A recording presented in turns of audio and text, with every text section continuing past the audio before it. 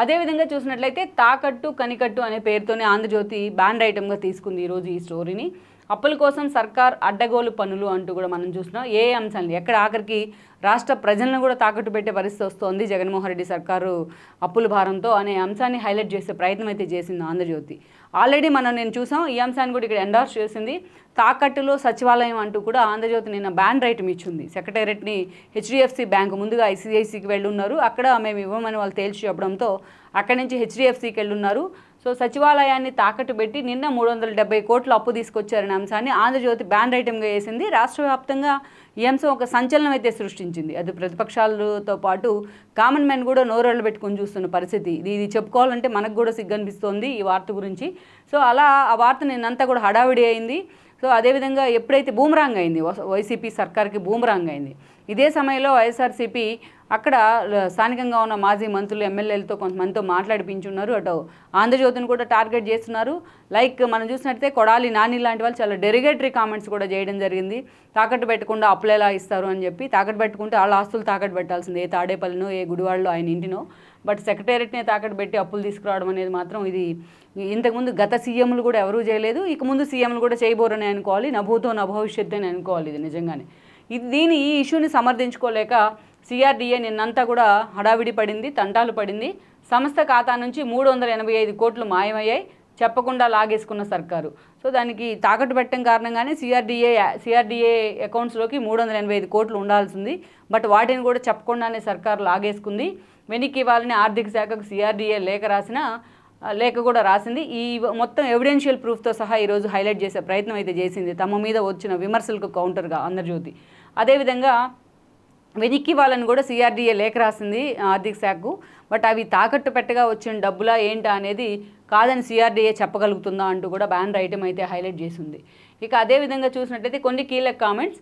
అందిన కాడికి అప్పులు, అడ్డగోలుగా అప్పులు, కేంద్రం అనుమతించిన మేరకు ఆ పైన ఆర్బీఐ నుంచి అప్పులు, కార్పొరేషన్ల ద్వారా ఎడాపెడా అప్పులు, అయినా రుణదాహం తీరడం లేదు.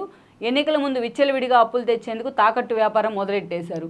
ఎన్నికల తర్వాత ఏమవుతుందో ఏమో, ఓటం పాలైతే అస్మదీయ కంపెనీల బిల్లులు ఆగిపోతాయేమో.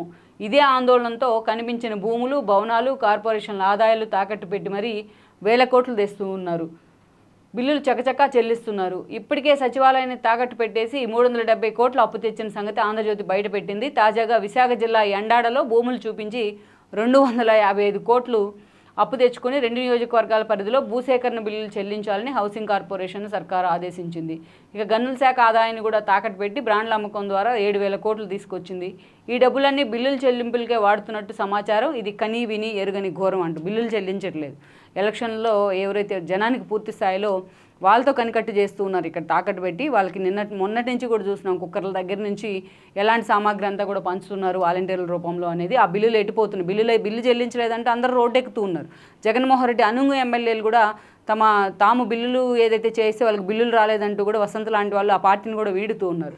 బట్ ఈ తీసుకొస్తున్న అప్పులని బిల్లులు చెల్లింపుకు కాదు, ఓటర్లను కొనుగోలు చేయడానికో లేకపోతే వాళ్ళ జేబుల్లోకి వెళ్ళేందుకునే వైఎస్ఆర్సీపీ నేతలు ప్రయత్నం చేస్తూ ఉన్నారు. ఇక్కడ చూసినట్లయితే దీనికి సంబంధించి మరో 7,000 కోట్ల అప్పు నిస్సిగ్గుగా రాష్ట్రం పూర్తి స్థాయిలో దివాలా తీస్తున్నా కూడా రేపటి వచ్చే నిజంగా గవర్నమెంట్ ఏదైనా కొత్త గవర్నమెంట్ ఫామ్ అయితే వాళ్ళకి నిజంగా ఇది సవాలే అని చెప్పుకోవాలి.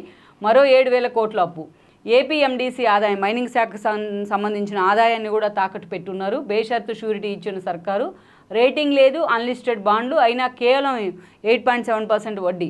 కొన్నది ఎవరు అనేది మిస్టరీ, వాడుకున్నది మాత్రం ప్రభుత్వమే. అసలు ఎవరు కొన్నారు అనేది కూడా ఇక్కడ క్లారిటీ లేదు. బట్ ఆ అప్పులు తీసుకొచ్చి వాడుకునేది మాత్రం తాకట్టు పెట్టి అది ప్రభుత్వమే. అదేవిధంగా భూములు అమ్మి బిల్లులు, అస్మదీయుల కోసం సర్కారు దారుణం. జగనన్న కాలనీలో బిల్లుల కోసం ఎండాడలోని స్వగృహ భూములు బలి అంటూ కూడా ఏదైతే పూర్తి స్థాయిలో జనానికి కేటాయించిన భూములు అవి ఎండాడలో స్వగృహ భూములు అవి ప్రభుత్వం వైపు నుంచి డబుల్ బెడ్రూమ్ ఇల్లు కట్టించడానికి.